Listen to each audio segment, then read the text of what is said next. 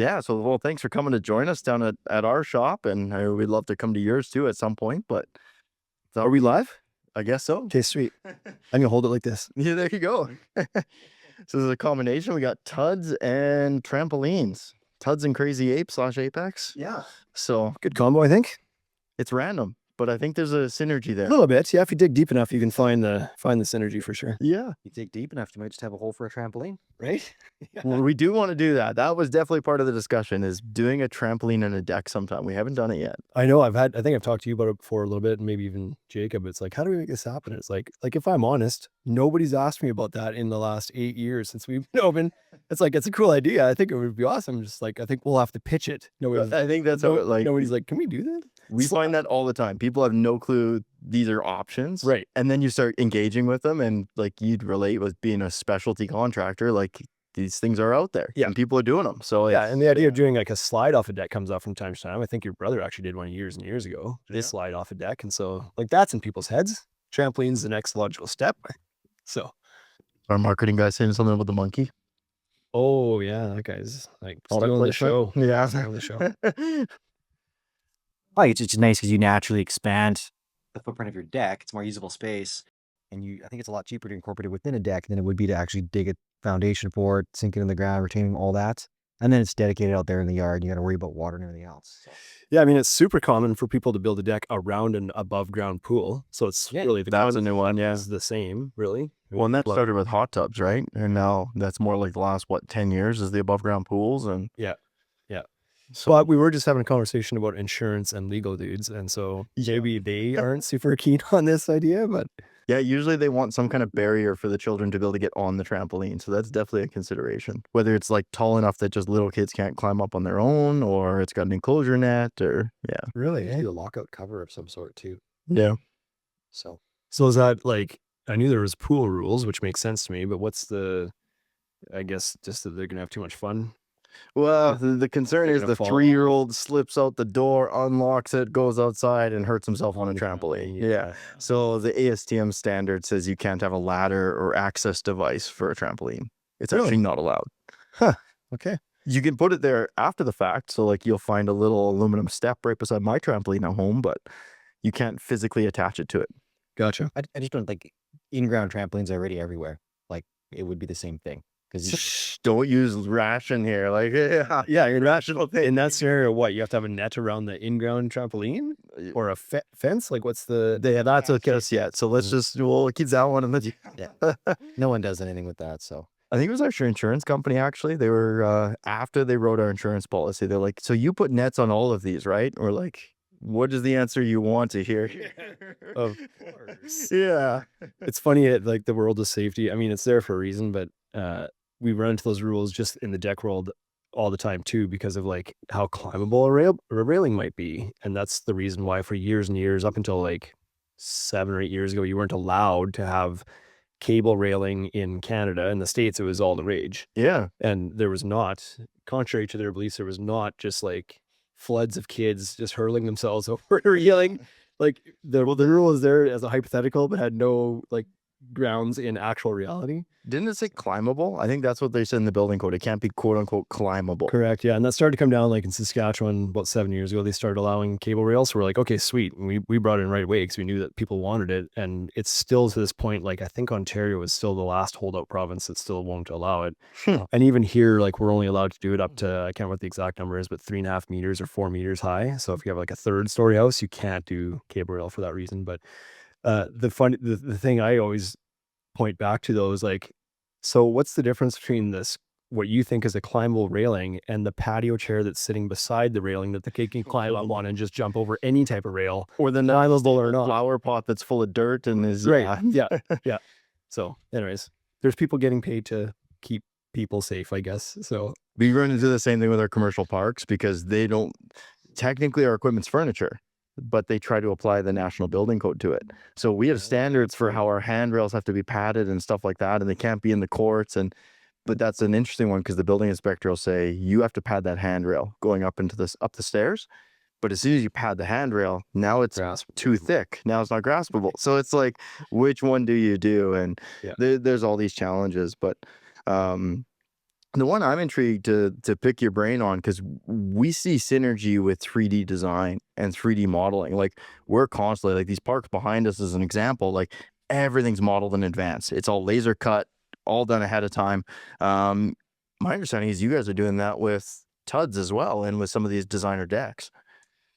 Yeah, we've offered a 3D design service, I think basically since we opened. To be honest, we're kind of getting away from it. And the only reason for that is because it's getting to be such a thing that it's like, it's too much time for us to handle. We're almost wanting to pass it back to like the landscape designers and be like, you guys, this is what you do all day long. Create the vision and Just go for it. Because a lot of people too are wanting to do not just the deck, which is what we were more comfortable with, but they want to have a whole backyard landscape plan. Yeah. That includes right down to like what type of shrubs to plant. It's like, well, I'm not your guy. Dad, I'll tell you what deck board to put on the deck, but you want to know what type of shrub's going to survive our winter? I have no idea. Yeah. So we do still offer if somebody's looking just for, just the deck portion. They want something creative and whatever. And sometimes it comes up in commercial projects. But if they're looking for a whole backyard, we're trying to kind of form some partnerships with some landscape designers that we can just kind of be like, you know what, let's hand you off to them. They know everything about the backyard. And then when it's time to build it, you can come back and get your building materials from us. So, but it's certainly like in a world now where people are putting more money into the backyards and things are getting more extravagant, that link between like, what are you talking about and what am I getting? Yeah. Needs to be bridged somehow, because you might be putting $150,000 in your backyard. You'd kind of like to know what's going back there. Well, and that's so hard nowadays. Yeah. Like stuff's expensive. And some people can't visualize. Yeah. Right? That's not their fault. It's just that's not how they're wired, and so they don't know what you mean when you say you're going to do this, whatever. So yeah, the design thing is pretty huge. So what are you guys using for your, like when you do that design for some of those specific deck builds? Like what program? Yeah. The one we use in house is called Real-Time Landscape Architect. Okay. And so it's pretty, like, it will do all the landscape stuff, of course, as well. It's right in the name, but it's actually more of a landscape tool than a deck tool. So we certainly, like, and I've designed entire backyards too, but until recently, outside of the deck was not my forte. I didn't know exactly what, paver, patio, brick options are out there. Now we're in that business, so I'm more familiar with it. But like I said, the greenery and whatever else I just wasn't as familiar with. So no, that's fair. But it's very capable of doing that. And it just provides it's not the most hyper realistic rendering it puts out, but it's good enough. Like it's really, it leaves nothing to the imagination anyway. So you can really kind of get your ideas sorted out. Yeah.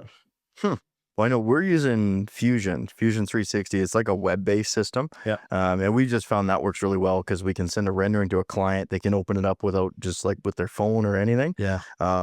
But yeah, it's been a good tool for us. And that actually works with our CNC machine that we use for cutting safety pads. But, right.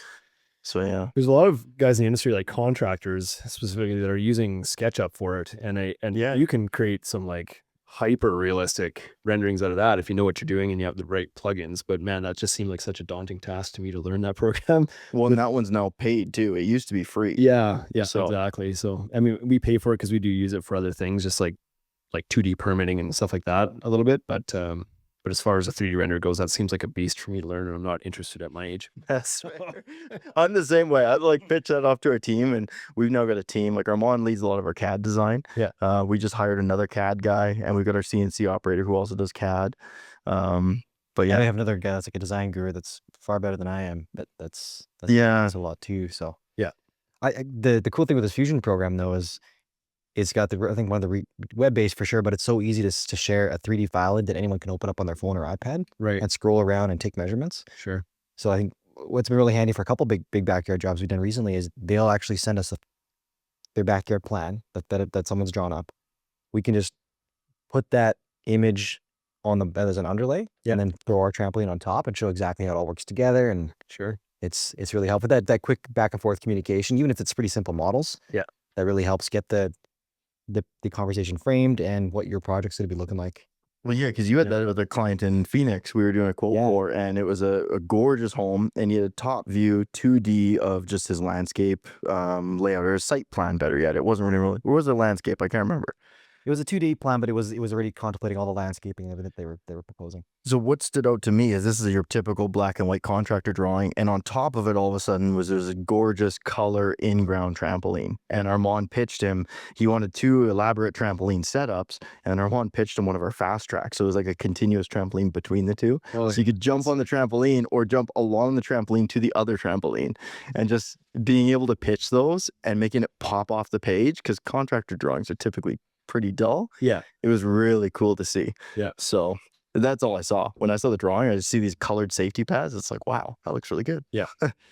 So Yeah, I find it's like it's makes, like, I don't know, different people charge different amounts for it. There's a lot of free tools out there now too that people can play around with. Like, I don't know how often trampolines are an included accessory in the 3D tools, whatever, but there's lots of free tools out there that people can play around with themselves to kind of get their own ideas onto paper per se, or onto a screen to kind of fill things out. I know that there was an example a number of years ago of a lady that came in, and I used to be more involved in the sales and the design process than I am today. I'm much more removed from it now, but she came in and she was out on an acreage, and she's like, I want my deck to look like this. I want to have this like a higher tier up here that steps down to a lower tier with a barbecue, and then on the front, because we have a big yard at the acreage and a trampoline in the back and whatnot, she's like, I want just like full steps all the way across the front of the deck leading down. And I was like, okay, like we can do that, but just as a warning to you, like steps are a fairly expensive part of the deck. square footage part. Yeah. So if you want to do that, that's fine. Just know that within your budget, it may be a thing where she's like, well, that's what I want. And like,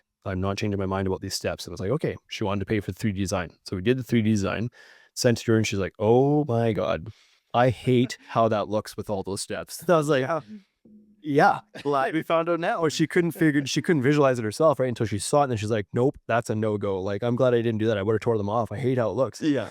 So I was like, how much money did she save? No kidding. Time, hassle, like, conflict with the contractor and whatnot, just by, I don't remember, we charged that time, maybe like $500 maybe or something like that for that drawing, but probably that paid itself off over and over again just by avoiding the potential disaster of what she thought she wanted. When you mentioned the time, like the season's short. Yeah. Like you only enjoy your deck for a certain number of months of the year. Same with us. Like our trampolines are all weather, just like your decks, but you really get out there in the summer. Yeah. And when you really enjoy them. So For sure. Yeah. yeah. Oh, that's wild. There's a ton of benefits, but the one I'm anxious to see is those like meta 3D goggles and stuff like that. If people start doing walkthroughs, like it's right there. And I don't know if it's going to be like taking a basic model and putting it into some kind of AI engine to upscale and to like add detail and stuff before putting on 3D goggles, or I don't think we're that far off from getting there.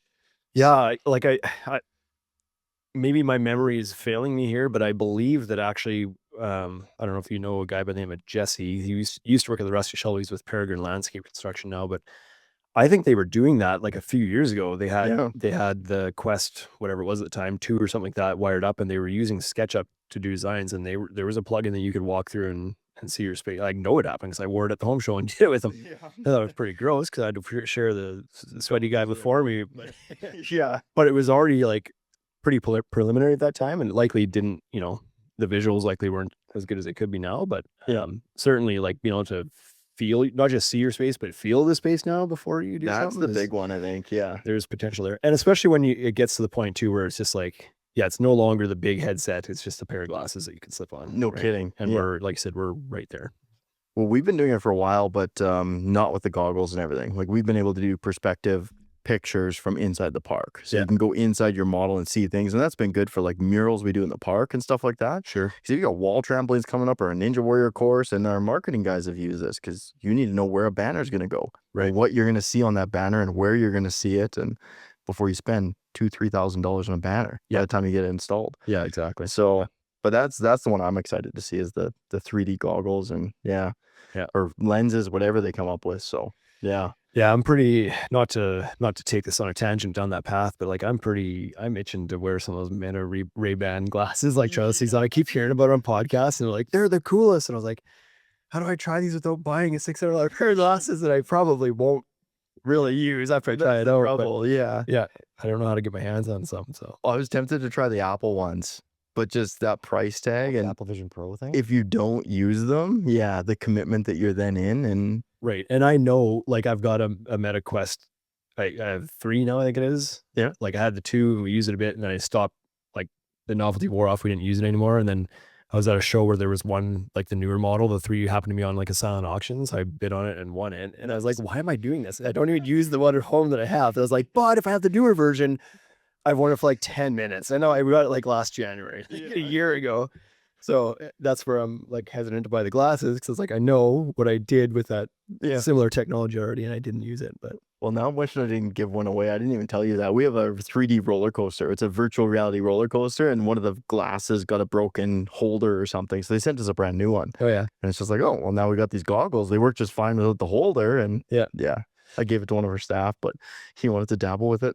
yeah, that's what my kids, like, they forgot about the MetaQuest for the last year as well. But just recently, I don't know why, but one of them was like, hey, can I do the roller coaster thing again? Because the roller coaster app is pretty cool. It's pretty fun. They'll sit on the couch and do that for hours. But so it's immersive, and that's actually something interesting is some of the arcade games, the virtual reality stuff, they're really low graphics is what I was surprised by. But when you put them on and you've been wearing them for a while, they're totally immersive. Right. You actually lose yourself in this little, what is it, like a 32-bit world like we would have had back in the 90s? Like, yeah, it's wild.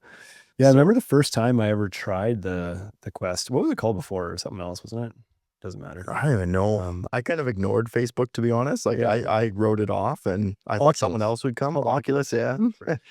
Anyways, I remember when I first tried it on, I was like, well, this can't be right. I was like, I can see the nose piece. I can see things on the side of my head. I thought you just put it on, you'd be like, whoa, I'm gone. Yeah, I'm somewhere else. But I was like, this is so distracting. I can still see out of the bottom. I can see my floor. But then, after you get worried a little bit, you forget worrying about the frame, and you start worrying about what's in front of you, and all of a sudden, like, you're totally in there. Yeah. So yeah, it's pretty cool. So have you been finding more landscape designers using this kind of stuff? Like, I know you said you've been pushing them to it, but have you found they've been receptive, or they've been talking about it? Or I think that, like, don't quote me on this because it's not my world exactly, but I think where the landscape designers are transitioning maybe is, like, they used to do a lot of just site plan type 2D layout stuff, right? Like, you used to see it, people used to do that with like watercolor, like pens and little pastel drawing. Right. It's like they would do these wicked, like, big drawings of a backyard, and the trees were all like watercolored trees and stuff. It was really cool. And then of course that's transitioned to digital, which has now allowed them to start, like, to go the next step is to, like, turn that into a 3D thing. So it seems like a lot of landscape designers now are offering both, hey, do you just want a 2D site plan? Yeah. Or do you want to turn this render into an actual 3D environment and experience it a little bit? And so they're offering both those things now. And, like, that's pretty cool, again, for just being able to feel out the space. Especially in a full landscape where you might have, some pathways walking through through a tight space between your house and a garage or something. Like, you just want to feel like, is there enough space to do something here or whatever? So, well, even like those steps you were saying with your client there, like if you build in some planter boxes or bring in some big trees or something, like something else to give it perspective, like it probably totally changed the design. Yeah, totally. So there's no doubt that, like, being able to feel and get a feel for things before committing to spending the dollars just, like, removes a barrier to, like, big complex projects like this, for sure. I know we're redoing our showroom right now in our Regina location for that reason. It's like, we want people to be able to kind of feel this, what they're about to invest in a little bit more. And so one of the things that we've always had a trouble kind of having somebody experience in our store is lighting. And it's like, makes such a huge impact to a yard, to a whole landscape, the house, the backyard, the plants, everything. But in a bright showroom in the middle of the day with fluorescent lights on, it's like, it's not real easy to say, like, no, it's like, trust me, it'll be really cool at night when this is, like, glowing. And right. So part of our renovation is expanding out the wall and creating what we're calling an escape room, which is going to be like kind of like it'll have like some synthetic lawn in it and some garden walls with some greenery, and the room will kind of be blacked out, and you can pull the curtain and turn on different lighting zones, and they can actually see what a little mini scope light does to that tree. No kidding. And yeah, that'd be awesome. Now it's like, oh, that's badass. Yeah. You know it before, yeah. Right. You see a box on the shelf. It's like, this is really cool if you could imagine. It's like, I can't imagine. Yeah, I'm not that kind of brain person. So yeah, just like whatever you can do. Obviously 3D designs that's a lot more feasible to be able to do something like that than to create.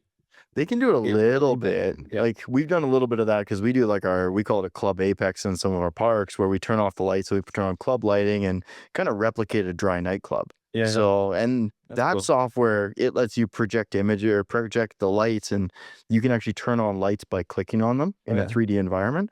but it just doesn't do it justice. Yeah. So it's, I don't know, there's still that gap, if you ask me, between the 3D world and like what you have there with the new design lab that you're coming up with.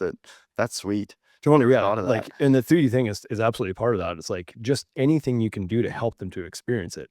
But obviously, our little escape room isn't going to be everybody's backyard. Like, Yeah. it'll give them a taste of it, but still that 3D thing to be like, no, here's how your house will look with your big oak tree and your kids' playhouse and whatever else. Like, it's still like 3D still has a ton of benefit there for sure. When you mentioned doing the drawings of your new renovation, and that actually made me think, like, we did that just recently. We moved into a brand new shop, Right. where those sewing machines go, where our CNC goes, like where our offices go. That was all done in CAD, trying to figure out how much pallet racking we can put in, what size pallet racking. And it's so hard when you're laying it out on the floor and trying to figure out if a forklift can turn around and pull a pallet, but also turn around afterwards. Like, yeah. Yeah, I've done that without that before, and it turns out the forklift can't turn around. And that's an expensive mistake. Yeah, I think I actually released a building where we just thought that something would work and it didn't for 2 years, and I had to move again. So sometimes it's important to talk to people that know what they're doing. Yeah. Well, it's an incredibly powerful tool that, I don't know, if businesses aren't using it already, they definitely need to start doing it, even if it's just a little bit, and you start seeing the potential right away. Yeah. Well, So to your point, even our showroom we just had done right now, like we had actually the same Jesse was referring to before, designed our new showroom, and like there was a big table, kind of like a consult table in the middle of the room, and how he had it designed was like, I feel like it looks a little big, and it's just like, yeah, if you get a chance to look at it and feel it out, like we knew right then from the drawing, I was like, we need to shrink that. There's just not enough space around the table if you have 4 or 5 customers are walking through, whatever. So rather than building a 10-foot wide table and then be like too tight, cut it smaller. Yeah. So yeah, there's definitely lots of scenarios where the use makes sense. yeah. Oh, that's incredible.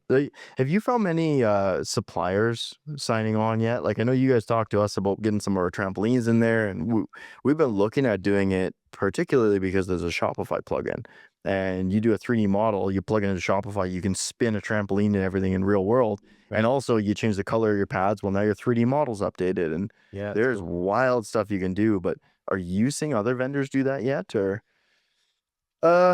Like as far as design tools and kind of 3D-ifying things? Yeah, like building a library that they can share and like give you guys so you can provide the customers. It seems like a lot of at least the composite decking vendors or composite, if your audience is American, I'm not sure if they Yeah. they've really latched on to the idea of like 3D design tools and augmented reality as well, which is cool. And same with the hardscape guys too. There's some decking companies too that augmented reality, you can kind of use your phone and show your existing deck and then choose the color of deck board you want to put on. Yeah, augment reality, the new deck board on it, which is really cool too. See what walnut looks like on my deck at home versus Right. just a little swatch. Yeah, so they're definitely getting into some of that. The railing guys are getting into it a little bit too, but it's very fragmented. Yeah. So like it's basically focused on what they sell. So the decking guys will show decking stuff, maybe the railing if they do that too. The hardscape guys will do the hardscape stuff. But as far as like actual full backyard tools, it seems like there's still a market for these independent software developers to kind of hold that piece. And that's where things kind of fall apart a little bit for me, is that the vendors maybe aren't as willing. I don't know if they're not willing or if it's just not happened, but they just don't have a lot of their own textures in there, right? Like we sell 4, 5, 6 brands of composite decking. It's like, well, there's not a single tool that exists out there that has all of our brands in it. I'd have to build something ground up if I wanted all of them. Yeah. They might have Trex in there because it's the big one, but they, so. Well, and that's time consuming too. Like that easily turns into a full-time job, just trying to build and consolidate those libraries. Yeah. Yeah. So I wish there was a tool. Everybody in the industry wishes there was a tool. I've looked at trying to build a tool. It's very expensive to build a tool. Oh yeah. Well, we've been pretty happy. Like Fusion's an AutoCAD based product. It lacks a little bit of the functionality that I think some of their design version uses, that most of the architects use. But yeah, SketchUp's the other popular one. But since they got bought out, I've heard of less and less people using that one. Yeah. The popular one for just you guys to like jump in and figure something out, get something kind of quickly done. But like I need to go to SketchUp rant right now, actually, speaking of them being bought out. But like, this is a personal thing, but it's only because I'm ranting about it actually earlier today even. What the hell happened? Like when you go to sketchup.com, how do you even get to the tools anymore? They like, there used to be a button that was right. You have to really search to find, and I pay for it. It's like, why is it so hard to find the freaking tools anymore? Yeah. So I don't know where they hit it. Wade's like, no, just go to Google now and Google like SketchUp online or something. And he's like, then just follow that link. I was like, I shouldn't have to do that. I'm not gonna. I had a preconceived notion with SketchUp because they used to be free and now they're not. And to be honest, like I think of it as a free tool. Yeah. That I now have to pay for. Totally. So like I was the one that actually picked which software system we were using, even though he's got to use it all the time. Yeah. And yeah, that was actually part of my considerations. It's like, no, like it should be free. Right. Like Except paywall syndrome or whatever. It's like you can always keep things free, but you can't put them behind a paywall if they were free. You can always add extra stuff and put it behind a paywall. Right.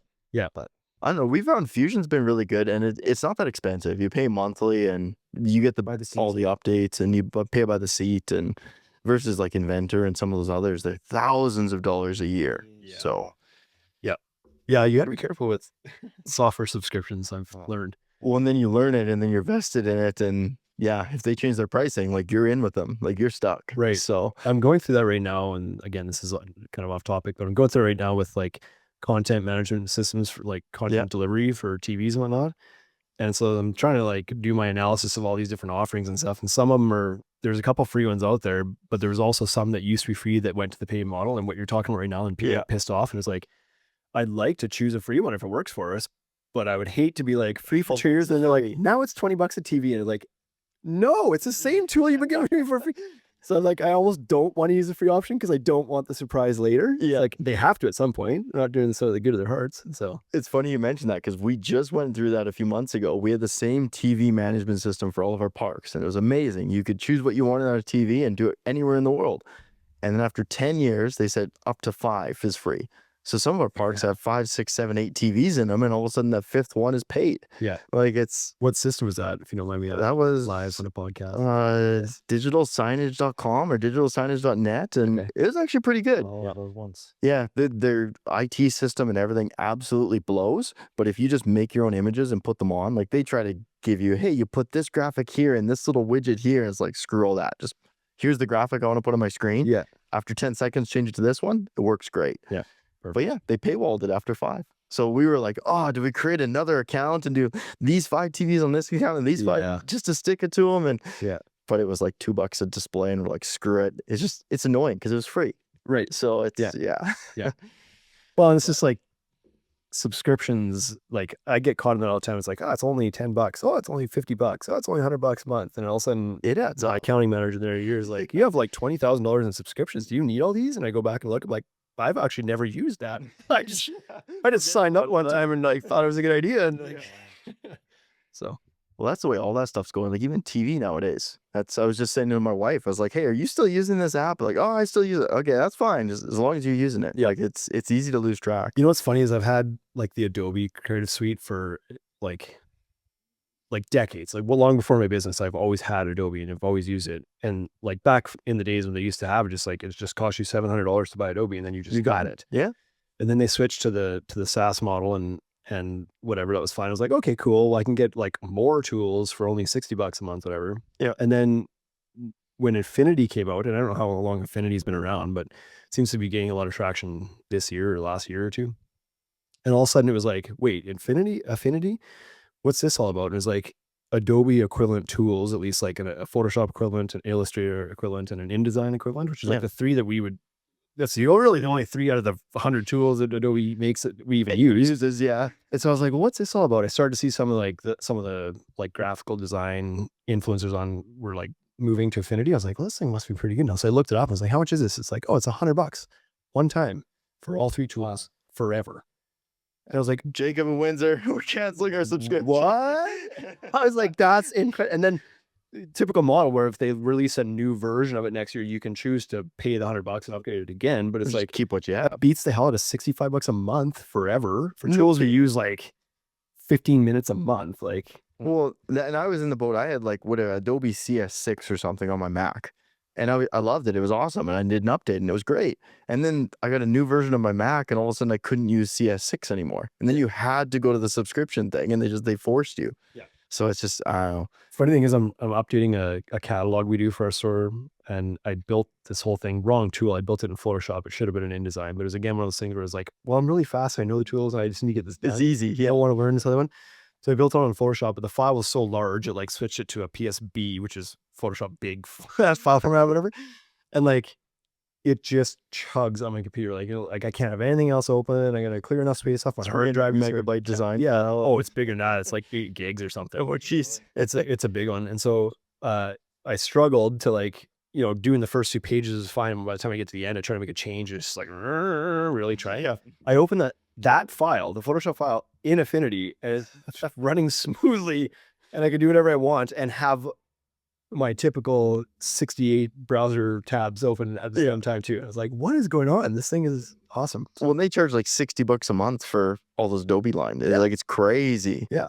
That's I maybe cause us more harm than good. So it's like I try to save $1 here, and it's like, ah, shit, that doesn't really work that well. And then I end up going for the more expensive one later anyway. But it's worth it to try to save the $1 here and there, I guess. I'm still of the view that AI is going to take over. So I've been pushing to keep it as simple as possible and just wait for AI to do its thing. And yeah, you know what? That's where I'm at right now too. Like we've been talking about, so to bring the conversation back to 3D design tools, we've been talking about designing our own or something, just because there's not a tool out there. There's many tools out there that will do the visual aspect of it just fine. There's not many, if any, tools out there that can actually take that visual design and then convert it into a material takeoff, which is what that's the business we're in, right? Yeah. I don't build the things, we sell the things to build the things. And so what's valuable to us is to be able to be like, yep, that looks good.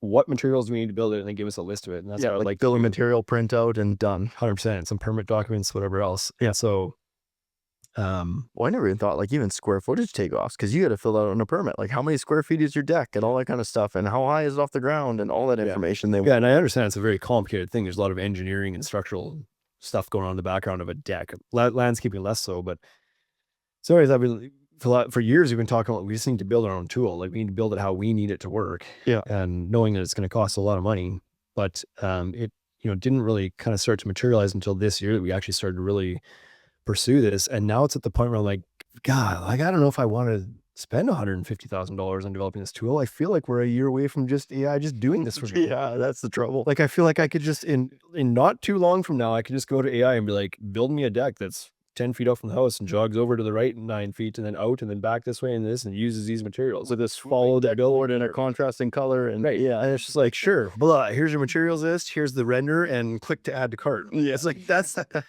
by the time that I actually got this tool built, I can probably do it for no money. Yeah, over $20 a month. With the way these are changing. Yeah, so it's just like it seems like every 2 months there's like some major release. So yeah, I'm a little bit gun shy, and it's cheap. Like AI is cheap. Yeah. So yeah, exactly. It's wild and it's changing fast, but I don't know. It's been interesting. Some of our marketing guys are really into AI, so I've been kind of living vicariously through them because I don't have time to stay up to speed with all of it. Oh, it's happening so fast. Yeah. But I mean, so that point that we were just talking about, like you sketch out your landscape plan or your trampoline, whatever. Like, I'm sure there's probably companies already building a like a tailored AI tool to do that kind of thing already. Like they're using AI to do it, because the idea of just like sketching your own plan and being like, I want a deck here and putting a couple dimensions and I want a patio here and like, and just writing like trees over here and then scanning that and uploading it to AI and be like, I live in Regina, Saskatchewan, choose foliage that's looking hardy enough for this climate, for this create direction, and I want to use composite and whatever, and then it would just, and then it could do it. It could probably generate that image in like totally weird. Yeah, right around the corner from that. So, and you can just ask it for another version or see another option or right. And I can just auto generate everything right for you. So yeah, don't like that color, change it to this color. Kick the deck out another foot. Add 2 trampolines, like whatever. Just do it. So yeah, I feel like that's where we need to invest maybe. I'm anxious to see. I think the AI is going to be the wild card. Like 3D, what we saw change with 3D modeling in the last 20 years, I think is going to happen in 2 or 3 with AI. So yeah, well, I mean, if you think about like mass market AI, like tools that the average person can just sit down in a browser and use, it has been around for what, like 2 years? Yeah. And look, mainstream for months. Like now they're generating videos with a prompt that are getting pretty hard to tell. Yeah. that it's not a real video. Well, the deep fake stuff they're doing, yeah, is unreal. Yeah. And so like just adding the 3D component to that, like obviously it's going to happen. It's just a matter of when, and the timeline for them advancing things is so crazy short now that it's just like, doesn't it just seem like it will exponentially get faster because the AI is going to develop the AI? Well, that's what they're saying. Yeah, it is. Like, it's the hockey stick effect. And Right. They don't have to sit down and be like, how are we going to do this? So like, well, ask AI how it wants to do this. All this like, it can program itself essentially. This is where we're starting to get into like some scary shit. And no kidding. Well, I remember like going through school, I did a finance degree or whatnot. I was watching stocks and watching the ones like Tesla and everything we were studying, and they were like $5 a share, and they're way different now.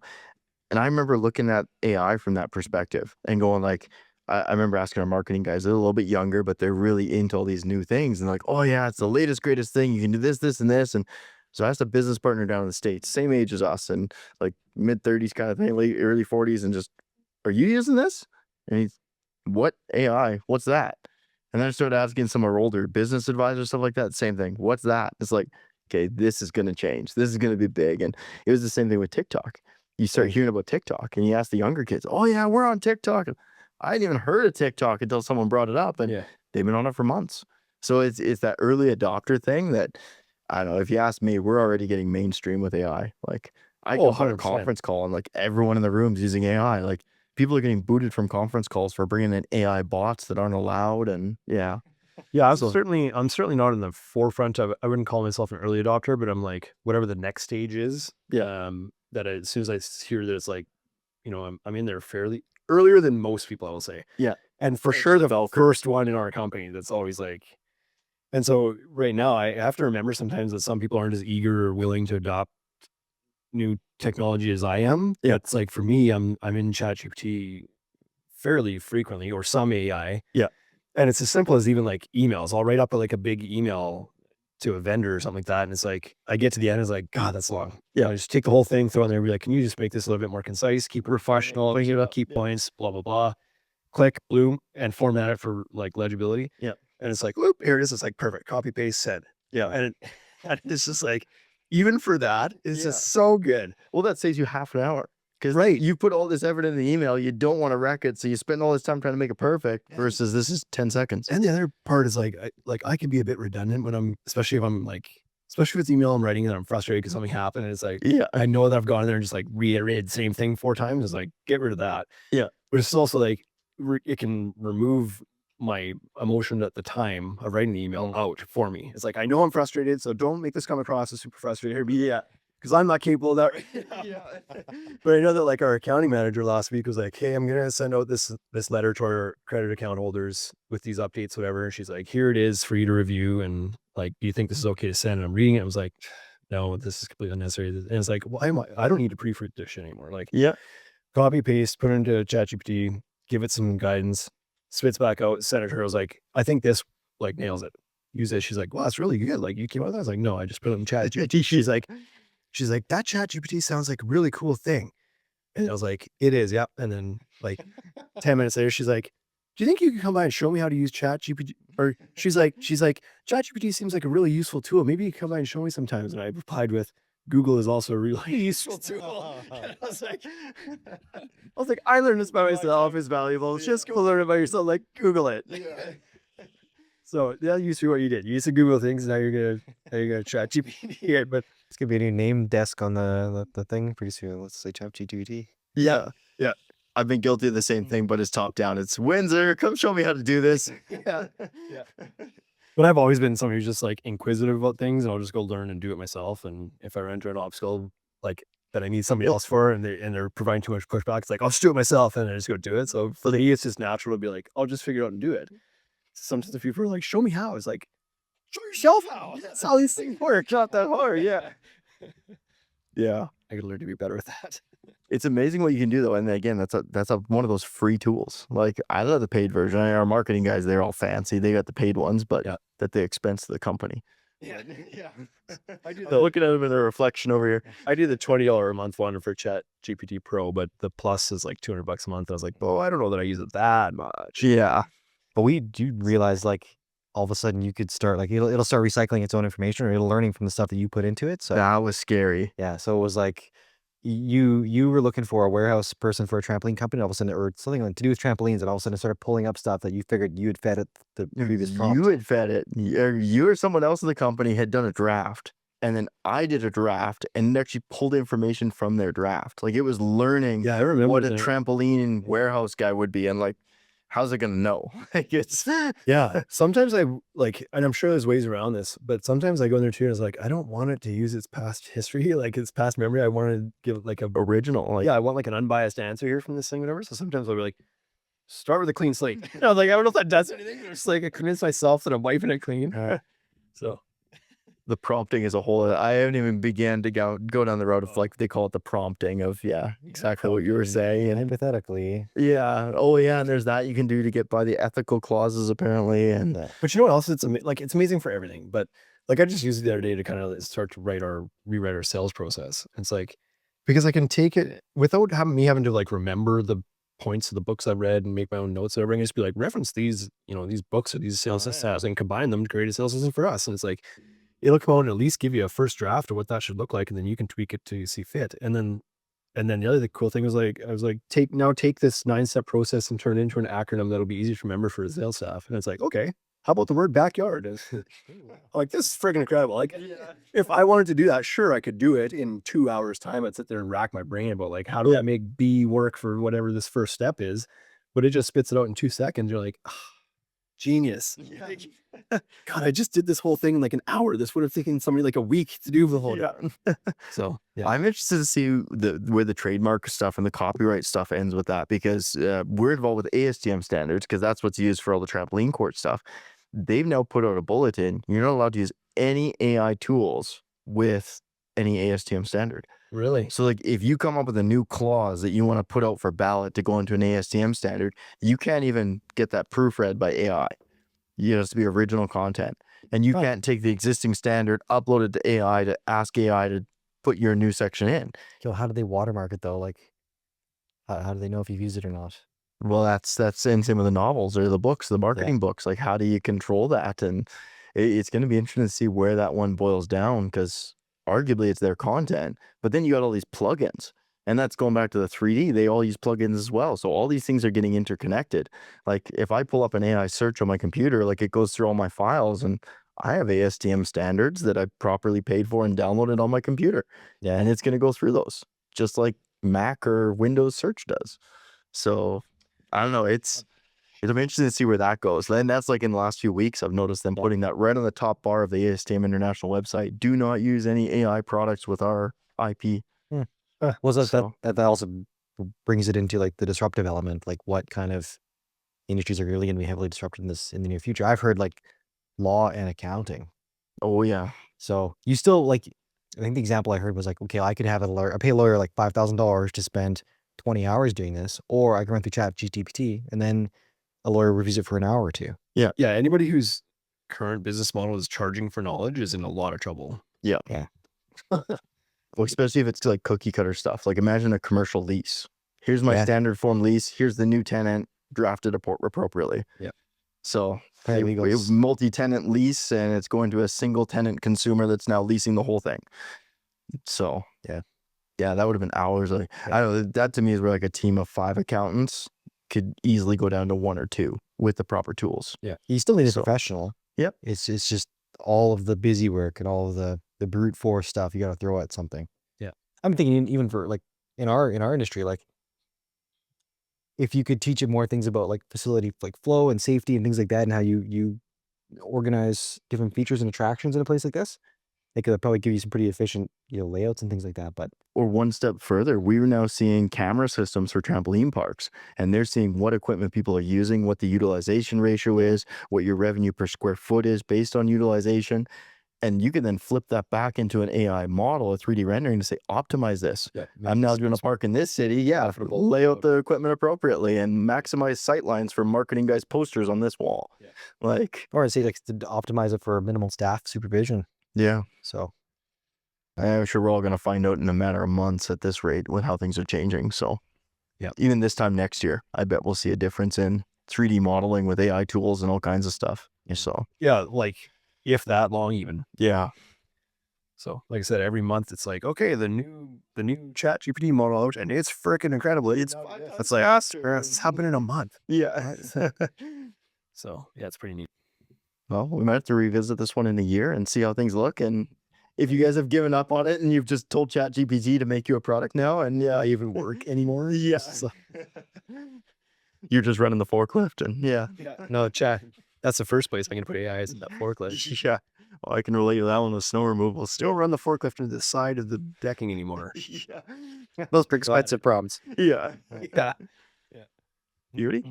Well, thanks for coming to join us, and it's nice to see kind of how other companies are doing with these technologies, and yeah, Yeah, it's always interesting. So yeah, well, and not everyone's doing it, right? So it's a big difference to actually be trying and putting the effort in. So You know what? I'm reminded of that all the time every time I get out of my own bubble, because I very much operate in my own world. I don't share what's in my head with hardly anybody until these moments. And it's like somebody else is like, yeah, let's talk about this. I'm like, sweet, I found something to talk about. Let's chat. It's like, but my wife doesn't care. Most of the people at my work doesn't care. And you know, my business partner, he's like, he might care if I force it upon him, but like, they give you the old, oh yeah, that's the goal. and then when you do get in the room with some other business owner, sometimes they're just like, wait, what's this ChatGPT thing? It's like, oh my God, how are you not? Yeah, you need to try this. So in day-to-day, just selling candles? Like, what are you doing to like, what are you doing to grow? Like, I don't understand. But there's so many businesses that don't. They're just caught in their day-to-day activities, and they don't spend time trying to figure this stuff out. So When if you're not growing, you're dying. Like you need to stay on top of that wave. So